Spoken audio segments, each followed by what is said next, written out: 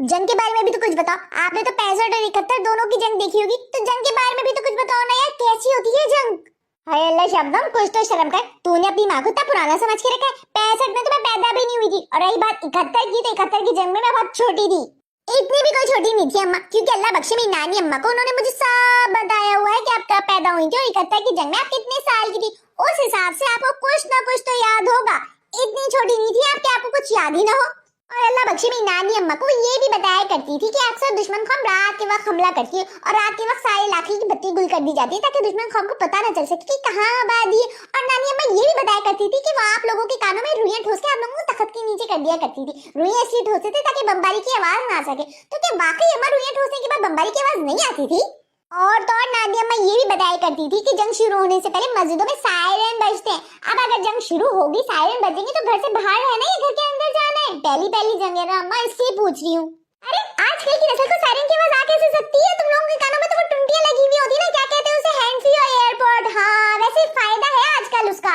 Hand free और airport लगे हुए होने से ना कम से कम तुम लोगों को बमबारी की आवाज तो नहीं आएगी। वैसे अगर गलती से तुम लोगों को सायरन या बमबारी की आवाज आ गई ना, तो तुम लोगों को जंग की इतनी फिक्र नहीं होगी जितना अपना मोबाइल चार्जिंग करने की फिक्र होगी कि लाइट जाने से पहले मैं अपना मोबाइल, लैपटॉप और पावर बैंक चार्ज कर लेता हूँ। अरे यार अम्मा, कभी तो मोबाइल का दाना छोड़ दिया करो। मैं आपसे सीरियस बात कर रही हूँ और आप मुझसे मजाक कर रही हैं। अरे मैं कहाँ मजाक कर रही हूँ, सच बता रही हूँ। आजकल की नौजवान नस्ल की हकीकत बयान कर रही हूँ। अम्मा मजाक मत करो, बताओ ना क्या बताऊं मैं, और क्या सुनना चाहती है आजकल की नस्ल? जंग कैसी होती है, क्या मतलब है? जंग होती है। जंग कोई फूल पटाखे पत्थरों से नहीं लड़ी जाती, धमाके होते हैं, फायरिंग होती है, बम बारूदों से लड़ी जाती है जंग। आबादी से दूर भी अगर बम गिरता था ना, तो मीलों दूर तक उसकी आवाज सुनाई देती थी। मीलों दूर तक जमीन लरस जाती थी, धस जाती थी, जमीन दरो दीवार ढह जाते थे, इंसान सख्ते की हालत में आ जाता था यार। और अगर आबादी पे बम गिर जाते हैं ना, तो वहाँ चारों तरफ धुएं के बादल मलबा रह जाता है। मरते हुए रिश्ते, मटी हुई इंसानियत, मुर्दा जिस्म और बेसरो सामान जिंदा लाश नजर आती है। बस उनका ये हाल है, तो जब बीतेगी तो क्या हाल होगा तुम्हारा? तो दुआ करो ये जंग ना हो, क्योंकि अगर ये जंग हो गई ना, तो पिसेगी दोनों तरफ की आवाम और फौज। हुक्मरान नहीं पिसने वाले, हुक्मरान और सियासतदानों के पास पैसा भी है और प्राइवेट जेट भी है और दूसरी नेशनलिटी भी है। वो हमारे साथ मरने वालों में से नहीं है। बुरा वक्त देख के वो जहाज अपनी खानदान को बिठाएंगे, ये जा वो जा हो जाएंगे। वैसे आजकल की नस्लों के सीनों में ना चिड़िया जैसा दिल है, लेकिन बातें बगरवा लो इनसे। वैसे तुम लोगों के बारे में ना तारीख में लिखा जाएगा, तारीख के सुनहरे हुर्फों में लिखा जाएगा कि एक नस्ल ऐसी थी जो जंग के लिए एक्साइटेड थी। वो परेशान थी कि जंग क्यों नहीं हो रही। वो चाहती थी कि जंग हो, क्योंकि उसे देखना था कि जंग कैसी होती है।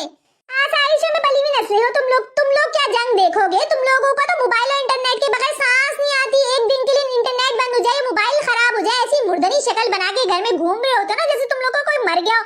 तुम जैसी नस्लें भी जंग देखना चाहती हो, जो घर में अच्छे से अच्छा खाना बना होने के बावजूद बाहर से मंगवाती हो, ठंडा ठंडा पानी पीते हो, टीवी देखते हो, एसी में सोते हो, दिन दहाड़े लाइट जाती है, गर्मी बर्दाश्त नहीं होती, दिन में 4-4 दफा नहाते हो, इतनी फैसिलिटीज में रहते हो, चाहते हो कि जंग हो। अरे बीबी, तुम लोग जंग बर्दाश्त नहीं कर सकते। अर्श से फर्श पे गिर जाओ। ये जो नेमतें हैं जिसको तुम लोग इस वक्त वैल्यू नहीं देते ना, बस एक बम धमाके की देर है। ये बम गिरा, ये सारी नेमतें छिन गई। ना पंखा होगा, ना लाइट होगा, ना मोबाइल होगा, ना इंटरनेट होगा, ना पानी होगा, ना गैस होगी, ना खाना होगा, ना घर होगा। सड़क पे आ जाओगे तुम लोग। ख्वाहिश तो सोच समझ के किया करो बेवकूफ नस्लो। हाय अम्मा, आप तो ऐसे कहीं जैसे वो हमारी ख्वाहिश पे जंग कर रहे हैं। अरे भाई, वो अपनी मर्जी से बमबारी कर रहे हैं, अपनी मर्जी से मन का झंडा लहरा रहे हैं, अपनी मर्जी से फिर बमबारी करें। मैं तो सिर्फ यही कह रही हूँ, जब जंग होने ही वाली तो कम से कम हमारे खान को तो छोड़ दो यार।